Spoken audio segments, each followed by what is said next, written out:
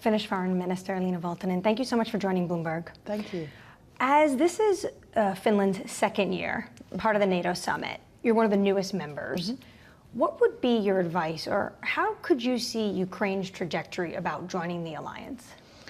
Well, I think we are in a very good position to give that advice to Ukraine, not only from the perspective of joining NATO, but also since we are also members in the European Union as well. Both those two processes run in parallel very much because, of course, what comes to membership in NATO, it's not only the military capabilities and the interoperability, but it's also very much a function of, the political system and the resilience of the society, rule of law, non-corruption. So there's plenty of reforms that Ukraine has to undertake, and which will benefit the citizens of Ukraine and obviously then the membership in the future as well. Do you think this vulnerability, though, the moment they're in, makes it almost worse? They're at the gates trying to get into NATO, but at the same time, the fact that they keep knocking on NATO's door and NATO hasn't given it a formal invitation, it still unnerves Putin. So this moment they're in is almost not benefiting them from either side, security-wise. Do you think this position is still worthwhile for them to stay in? Well, I think this position they are in is very worthwhile, of course, considering the circumstances. No country wants to be invaded, right? No country wants to be for 10 years in a position where it really can't decide for itself, where the citizens have decided to move towards Europe, move towards NATO, become a Western country one day, with all those values that we take for granted. So that's difficult to imagine how that must be. But then again, at the same time, I think the commitment that we are, as NATO, putting out during these days here at the summit is extremely powerful.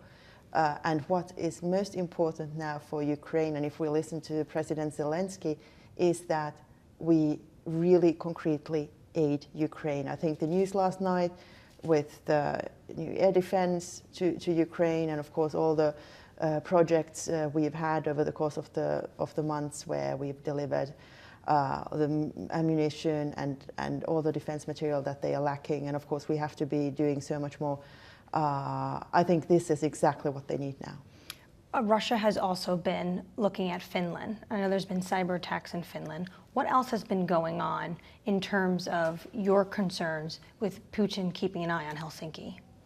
Yeah, well, I guess Putin is keeping an eye on the entire Western world. They have declared that, we are hostile and NATO is their adversary.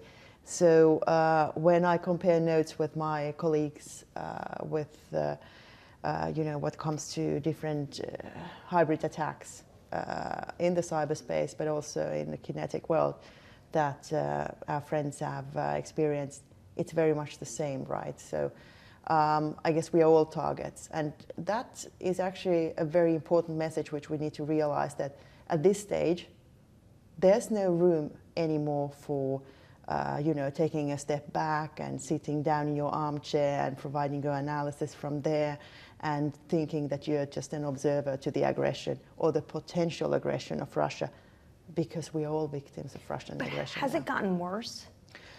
Well, I think it fluctuates, but definitely what comes to all sorts of hybrid actions, if we look at, malign influence in social media, disinformation, misinformation, meddling with elections, if we look at sabotage acts, if we look at all sorts of cyber actions, and of course also the instrumentalized migration at the Finnish border, at different borders, basically also in the southern bits, also what Russia is engaged in Africa with organizing coups.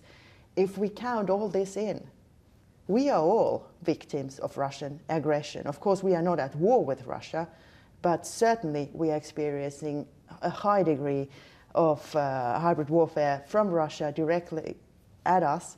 And I think, yes, the pace is increasing. You recently wrote a piece that it's not just about defense, tanks, hardware. It's also about the integration of the alliance when it comes to their economies. How exactly would that look, and why would that fortify NATO? I think this is a very important point that we need to be raising, because first of all, now when we look at what happened with the Soviet Union, how the Cold War ended, it actually didn't end with the hot war, but it ended with basically the implosion of the economy in the Soviet Union. And I'm more than certain that the same will happen with Russia one day. Because, long term, structurally, they don't have any competitive advantage, and especially compared with the West, obviously no.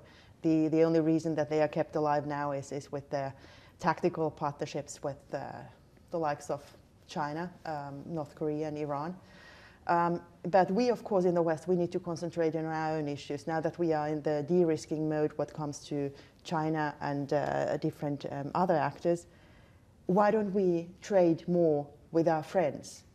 Basically, we should reduce all trade barriers towards within the alliance, basically, and become more competitive in this regard. And we need this in order to be able to pay for those tanks, those missiles, that ammunition that we're sending over, and the air defense, and also for our own selves, because, of course, we have to be ramping up those for ourselves as well. But the second thing is that, of course, I mean, technology will, especially in the future, but already now, decide, and the people that we are able to attract if we are a prospering nation or a prospering alliance. Are you calling for almost a free trade agreement within NATO?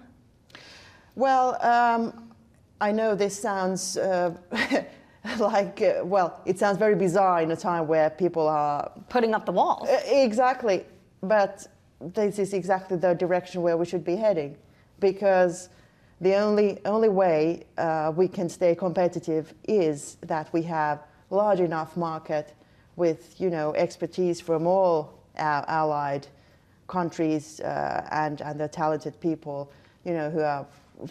Take the example of Finland and Sweden. Now that we joined NATO, we bring in both Nokia and Ericsson, the most secure network providers in the world, and now, of course, NATO-proof. So basically that we can become the world leaders in everything. That will also decide who will be most secure in the future, and especially what this is all about in the end is the prevalence of our values. I want to also ask you about the story that's overshadowed all the discussions. I don't want you to wade into U.S. politics because I know you can't. But is it concerning that this is supposed to be a summit that focuses on substance, what you're talking about, fortifying economies, fortifying the eastern flank, and there is concern about a huge leader within this alliance, being the United States, that the president is not up to the job because of his health. Is there consternation amongst NATO members about the direction of leadership in the United States? I was sitting there in the council before I came to this interview, and there was zero words about this. We are here as NATO. We are 32 members, very, very concerned with especially the threat that Russia is posing against the alliance, but also the other threats that we're facing around the world, also that of terrorism. And that is really that concerns us. And we are so,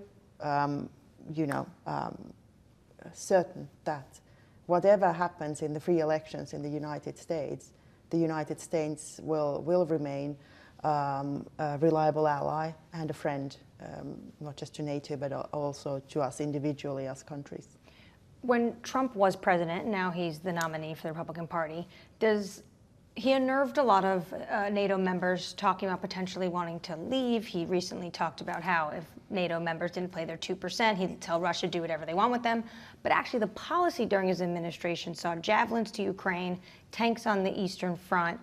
Do you feel as though there's a commitment from the U.S., regardless of who's running it, that they will continue to support NATO and send troops to Europe? Well, as a foreign minister, I'm not in the sort of prediction business or taking bets. But the thing is that we concentrate on issues that we have an influence on. And that is certainly that we in Europe, we need to be carrying better our own weight when it comes to defense and deterrence. And when Trump is saying this, and it's not only Trump, we hear this also from the Democrat camp, and rightly so, then we take that seriously. And this is exactly what is happening now. We need this for our own cause, we need it for NATO, that we fortify also the European pillar of NATO. But I'm pretty certain that Europe, who invests more into its own defense, is also a better partner and a more attractive partner to the United States also in the future. And plus, I think for us Finns especially, we concentrate more on action than talk, because we typically talk very little and just put our fences up. So I hope this will count also in the future what comes to the US. Minister, thank you so much for your time. Thank you so much.